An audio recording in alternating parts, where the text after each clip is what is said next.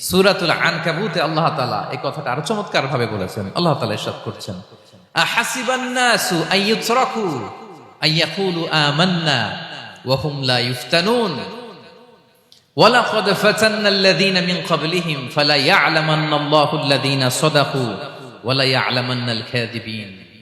আল্লাহ বলেন, মানুষ কি ভেবেছে সে শুধু বলবে আমি ঈমানদার আর তাকে আমি জান্নাতে ঢুকাই দিব? না, কখনো না, কোশ্চিন কালেও না। বরং পূর্ববর্তীকালে যারা পৃথিবীতে এসেছিল তাদেরকে আমি পরীক্ষা নিয়েছি, পরীক্ষা করেছি, এবং তাকেও ঈমানের প্রশ্নে সে সত্যবাদী না মিথ্যাবাদী পরীক্ষা দিয়ে দিয়ে নিজেকে প্রমাণ করতে হবে। ঠিক কিনা বলেন? পরীক্ষা দিয়ে আপনাকে প্রমাণ করতে হবে। এবং এই পরীক্ষার ব্যাপারটা, এটা যে শুধু আমরা সাধারণ মানুষ আমাদের জীবনে দুঃখ বিপদ পরীক্ষা এমনটা না। এই পৃথিবীর সবচাইতে শ্রেষ্ঠ মানুষ যারা ছিলেন তাদেরকে আল্লাহ পরীক্ষা নিয়েছেন। বলেন তো, এই পৃথিবীতে সবচাইতে শ্রেষ্ঠতম মানুষ কারা? সবচাইতে শ্রেষ্ঠ ভালো মানুষ কারা ছিল পৃথিবীতে? বলেন তো, নবীরা। আওয়াজ করে বলেন তো, কারা? তো বলেন তো, নবীদের জীবনে পরীক্ষা ছিল কি ছিল না? হ্যাঁ, ছিল। বেশি না কম?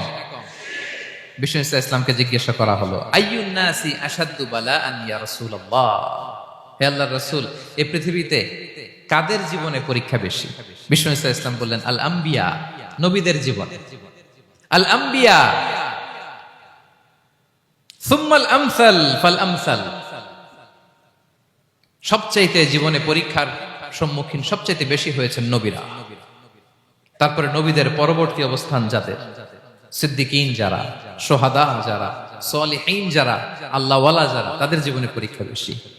ইউবতালার রাজুলু আলা হাসাবি দীনি, ব্যক্তির দিনদারি যত বেশি তার জীবনে আল্লাহর পরীক্ষাও তত বেশি। আপনি আল্লাহওয়ালা হবেন, আপনার জীবনে পরীক্ষাও অনেক বেশি। এজন্য ইমানদার হওয়া যেমনি মর্যাদার, ইমানদারের জীবনে পরীক্ষাও হবে অনেক বেশি। এবং পরীক্ষা যত বড়, খেয়াল রাখতে হবে, মন খারাপ করার কোনো সুযোগ নেই। পরীক্ষা যার জীবনে যত বড়, সেটাতে সফল হতে পারলে ওটার প্রতিদানও বড়। পরীক্ষা যত বড়, এটাতে সাকসেস হইতে পারলে এটার রিওয়ার্ডও তত বড়। বিষ্ণু ইসলাম বলেন, ইযামুল জাযাই মাআ ইযামিল বালা, বালা যত বড় জাযাও তত বড়, প্রতিদানও তত বড়। আপনারা নবীদের জীবনে যদি খেয়াল করেন, দেখবেন যেই নবীর জীবনে পরীক্ষা যত বেশি, সেই নবীর জীবনে সফলতাও তত বেশি। সাইয়েদনা ইব্রাহিম আলাইহিস সালামের কথাটা একটু খেয়াল করেন তো, বলেন তো, ওনার জীবনে পরীক্ষা কেমন ছিল? বেশি না কম? ওনার জীবনের পরীক্ষা থেকেই তো আমরা এই শব্দটা ব্যবহার করি। আমরা বলি অগ্নি পরীক্ষা। কি বলি? মানে আগুনে নিক্ষেপ করা হয়েছে সাইয়েদনা ইব্রাহিম আলাইহিস সালামকে। তাও স্বাভাবিকভাবে না, উলঙ্গ করে, ন্যাকেট করে ওনাকে অপমানিত করবার জন্য ওনার গায়ের জামা কাপড় খুলে উলঙ্গ অবস্থায় আল্লাহর খলিল সাইয়েদনা ইব্রাহিম আলাইহিস সালামকে অগ্নিকুণ্ডে নিক্ষেপ করা হয়েছিল। এরকম এক্সপেরিয়েন্স এই অডিটোরিয়ামের ভেতরে আমাদের কখনো হয়েছে? তাইলে সাধারণ মানুষের জীবনের পরীক্ষা আর নবীদের জীবনের পরীক্ষার মধ্যে পার্থক্য আছে না নাই? ওই পরীক্ষায় উনি পাশ করে ফেললেন। ৮৬ বছর পর্যন্ত আল্লাহর কাছে দোয়া করলেন, আল্লাহ আমাকে একটা নেককার সন্তান দাও। আল্লাহ সন্তান দেয় না। ৮৬ বছর পরে আল্লাহ তাআলা সাইয়েদনা ইব্রাহিম আলাইহিস সালাম এবং হাজারের ঘরকে উজালা করে সন্তান দিলেন। সাইয়েদনা ইসমাঈল আলাইহিস সালাম পৃথিবীতে আসলেন কত বছর বয়সে? ৮৬ বছর বয়সের এখানে কেউ আছেন? হ্যাঁ, আছি আমরা? কেউ নাই। ৮৬ বছর বয়সে প্রথম সন্তান পেয়েছে। তাদের ঘরকে উজালা করে আল্লাহর নবী সাইয়েদনা ইসমাঈল আলাইহিস সালাম আসলেন। এবার আল্লাহ বললেন, যাও স্ত্রীকে আর এই কলিজার টুকরা সন্তানকে, থাকো তো প্যালেস্টাইনে, প্যালেস্টাইন থেকে ১৫০০ কিলোমিটার দূর, দ্য ব্যারেন ল্যান্ড, ওই মক্কার ধুধুমরু প্রান্তরে রেখে আস, যেখানে কেউ নাই, মানুষ নাই, গাছ নাই, পাখি নাই, পানি নাই, যাও রেখে আস। আচ্ছা বলেন তো, ৮৬ বছর পরে যে লোকটা সন্তান পেল, বুঝে শুনে উত্তর দিয়েন, ৮৬ বছর পরে যে লোকটাকে আল্লাহ তাআলা সন্তান দিল, তার হৃদয়ে ওই সন্তানের জন্য মায়া বেশি না কম? এমনি তো আমাদের প্রথম সন্তান, আমাদের প্রথম সন্তানের হিস্ট্রিটা একটু খেয়াল করেন তো। প্রথম আমাদের যে মেয়ে হয়েছিল বা যাদের ছেলে হয়েছিল, তার প্রতি আদর, সোহাগ, দরদ, ভালোবাসা, আল্লাহ কত ছিল। আর 86 বছর বয়স আল্লাহ তাআলা ওনাকে সন্তান দিলেন, দিয়ে বললেন যাও হাজারকে আর ইসমাইলকে মক্কার ধুধুমরু প্রান্তরে রেখে আস। আল্লাহ তাআলা বলতে দেরি, চলে যেতে দেরি নাই, মুহূর্তে উনি রওনা হয়ে গেলেন। সুবহানাল্লাহ পড়বেন না? রেখে আসলেন মক্কার ধুধুমরু প্রান্তরে। এবার আল্লাহ বললেন যাও, রিটার্ন ব্যাক টু প্যালেস্টাইন, প্যালেস্টাইনে চলে যাও। চলে গেলেন, হৃদয়টা ভেঙে খান খান। অনেক বছর পরে আল্লাহ তাআলা আবার অনুমতি দিলেন, যাও এবার ছেলেকে দেখে আসতে পারো, যাও প্যালেস্টাইন থেকে আবার মক্কায় যাও।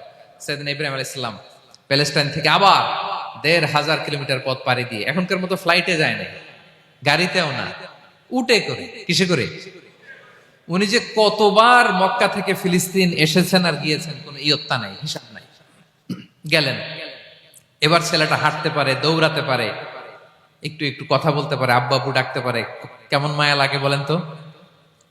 মায়া ভালোবাসায় যখন টইটম্বুর, ঠিক ওই মুহূর্তে আল্লাহ বললেন ছেলেকে জবাই করো, জবাই করো ছেলেকে। আল্লাহ তাআলা বলতে দেরি করেছেন, আল্লাহর আদেশ পালনে 1 সেকেন্ডও তিনি দেরি করেন নাই। ছুরি চালালেন, জান্নাত থেকে দুম্বা নিয়ে আসা হলো। এভাবে আল্লাহর নবী ইব্রাহিম আলাইহিস সালাম ওনার জীবনের প্রতিটি ক্ষেত্রে যেখানে আল্লাহ তাআলা ওনাকে পরীক্ষা নিয়েছেন, উত্তীর্ণ হয়েছেন।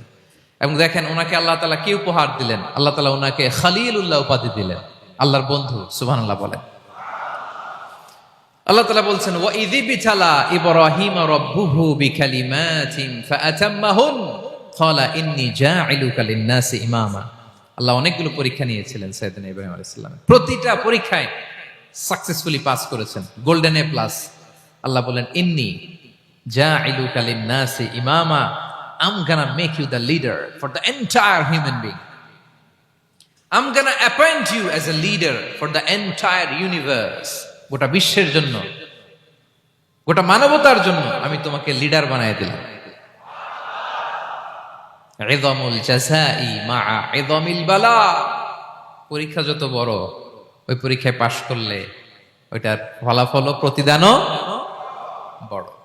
তাহলে দেখেন প্রিয় ভাইরা, সাইয়েদনা ইব্রাহিম আলাইহিস সালামের জীবনে পরীক্ষার কোনো শেষ ছিল না। আমি আপনি কোথায়?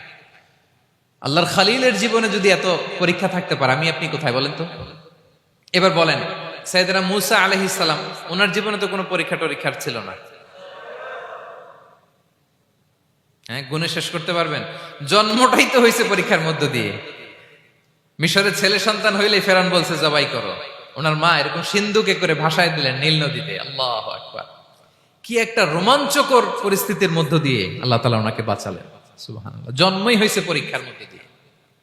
বড় হইলেন, ফেরাউনের ভয়ে দেশ ত্যাগ করলেন, মিশর থেকে মাদিয়ান। আবার আল্লাহর আদেশে যখন ফিরে আসলেন, আবার ফেরাউনের সাথে তর্ক বিতর্ক, যুদ্ধ। একটা রাত আল্লাহ নবী মুসা আলাইহিস সালাম শান্তি মতো মিশরে ঘুমাতে পারে নাই। একটা রাত। শেষ পর্যন্ত এই ফেরাউন মুসা আলাইহিস সালামকে ধাওয়া করেছে। ফেরাউনের ধ্বংসের আগ পর্যন্ত সে মুসা আলাইহিস সালামকে ধাওয়া করেছে। তার মানে মুসা আলাইহিস সালাম এই বিপদ আপদ পরীক্ষা এগুলো থেকে মুক্তি পান নাই। এবার বলেন ঈসা আলাইহিস সালামের কথা, ওনার জীবনে তার পরীক্ষা ছিল না? কি পরীক্ষা ছিল? হ্যাঁ, আল্লাহু আকবার। Same scenario goes to the biography of every messenger in the world. পৃথিবীর সব নবীর ক্ষেত্রে একই ঘটনা ঘটেছে। সাইয়েদনা ঈসা আলাইহিস সালাম দাওয়াত যখন দিলেন, ওনার বিরোধিতা শুরু হলো, ওনাকে হত্যার ষড়যন্ত্র হলো।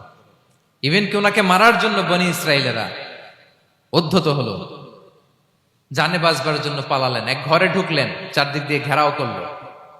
উনি দরজা জানালা লাগাই দিলেন। ওরা বললো একজন দরজা ভেঙে জানালা ভেঙে ভিতরে ঢুকো, ঢুকে দেখো বেটা ঈসা কি করে। একজন ভিতরে ঢুকছে, ঢুকার সাথে সাথে বল রাফাআহুল্লাহু ইলাইহি, আল্লাহ তাআলা ঈসা আলাইহিস সালামকে উপরে উঠায় নিলেন। আর যেই লোকটাকে তারা ভিতরে ঢুকালো, তার চেহারাকে আল্লাহ তাআলা ঈসা আলাইহিস সালামের চেহারার মতো করে দিলেন। এবার তার বাইরের সাথীরা বলে ঘটনা কি, বেটা ঈসাও বেরোয় না, আমাদের লোকটাও বেরোয় না, সবাই ঢুক। দরজা ভেঙে ভেতরে ঢুকে দেখে ঈসা দাঁড়ায় আছে। বলেন তো এটা ঈসা না মিসা? এটা কি আসল ঈসা? ওমা কতালু ওমা সলাবু ওয়ালাকিন শুব্বিহা লাহুম। আল্লাহ বলে তোমরা আমার নবী ঈসাকে হত্যাও করতে পারো নাই, শুলেও চড়াতে পারো নাই, আমি সেফটি সিকিউরিটি দিয়ে আমার নবী ঈসা আলাইহিস সালামকে আকাশে তুলে নিয়েছি। তাহলে ওনার জীবনও পরীক্ষার শেষ ছিল না। এবার যদি আমরা বিশ্বনবী সাল্লাল্লাহু আলাইহি ওয়াসাল্লামের জীবনের দিকে তাকাই, ওনার জীবনটা দেখেন তো। আমাদের পেয়ারা নবী বিশ্বনবী মুহাম্মদুর রাসূলুল্লাহ সাল্লাল্লাহু আলাইহি ওয়াসাল্লাম, ওনার জীবনে কি স্ট্রাগল ছিল? স্ট্রাগল। মাক্কি জীবনের কথা যদি একটু খেয়াল করেন, দেখেন তো 3 বছর শিয়াবে আবি তালেবে জেল খেটেছেন, না খেয়েছিলেন।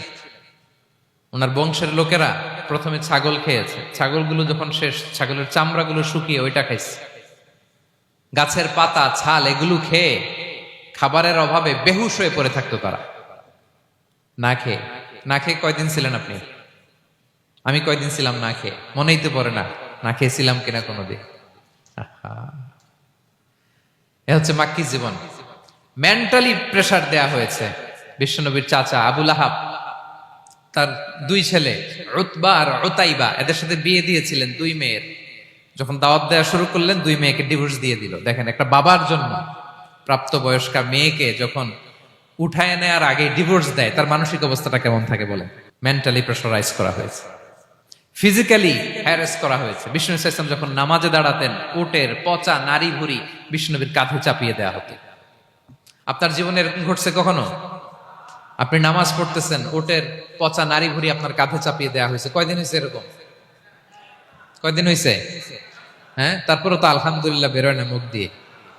কেমন আছেন হুজুর কোয়েন না, বেশি একটা সুবিধার না, তাই না? বেশি একটা একটু মিলাবেন। কতটুকু পরীক্ষা আমরা দিয়েছি। তায়েফে গেলেন বিশ্বনবী, তায়েফে গেছিলেন জমির বায়না দিতে, তাই না? জমি কিনবে তায়েফে। তায়েফবাসীদেরকে জাহান্নামের আগুন থেকে বাঁচাতে গিয়েছিলেন, নিজের জন্য না। সেখানে তায়েফের ছেলেরা পাথর মেরেছে বিষ্ণু ইসলামের গায়ে। এত শুভ্র দেহ ছিল, চেহারা ছিল, বিষ্ণুনবীর গা দিয়ে ঝরঝর করে রক্ত ঝরেছে। ফিজিক্যাল হ্যারাসমেন্টের শিকার হয়েছেন বিষ্ণু ইসলাম।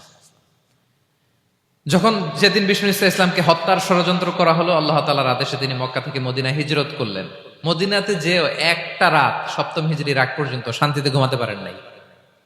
3 দিকে 3 ইহুদি বসতি, বনু কাইনুকা, বনু নদীর, বনু কুরাইজা। আহা, খাওয়ার মধ্যে বিষ মিশিয়ে দেয়া হয়েছিল বিষ্ণু ইসলামের। বাজুর, খাসির বাজুর রান পছন্দ করতেন। এক ইহুদি মহিলা বিষ্ণু ইসলামের ওই রানের মধ্যে বিষ মিশিয়ে দিয়েছিল। ওই বিষের যন্ত্রণায় মৃত্যুর আগ পর্যন্ত বিশ্বনবী কাতরাতেন, এবং উনি ইন্তেকালের সময় ওই বিষের ব্যথা যন্ত্রণাতে ইন্তেকাল করেছেন। বিশ্বনবীর ইন্তেকালটা শাহাদাতের ইন্তেকাল ছিল। বিষ্ণু ইসলাম বলেছেন, ওই যে খায়বার এলাকার ওই মহিলা যে আমার খাবারে বিষ মিশিয়েছিল, সেই বিষের যন্ত্রণা, বেদনা, কষ্ট আমি অনুভব করছি। খেয়ে না খেয়ে দিন প্রচারের কাজে নিজেকে দিয়েছ বিলিয়ে, তায়েফের কাফিরেরা চিনল না সে আলো, দুষ্ট ছেলেদের পিছু দিল লেলিয়ে। পাথরের আঘাতে ক্ষত বিক্ষত হয়ে সারা শরীর থেকে রক্ত ঝরে। হে রাসূল তোমাকে ভুলি আমি কেমন করে, হে রাসূল তোমাকে ভুলি আমি কেমন করে। হাজার ব্যথা বেদনার পরে ফিরে আসনি তুমি আপন ঘরে, দিনের আলো তুমি ছড়িয়ে দিতে চলে গেলে মদিনায় মক্কা ছেড়ে। হে রাসূল তোমাকে ভুলি আমি কেমন করে, হে রাসূল তোমাকে ভুলি আমি কেমন করে। ঠিক কিনা বলেন? একটা রাত শান্তিতে, শান্তির ঘুম তিনি দিতে পারেন নাই। প্রিয় ভাইরা, তাহলে আমরা কি বুঝলাম? বিশ্বনবীর জীবনও পরীক্ষা ছিল কি ছিল না?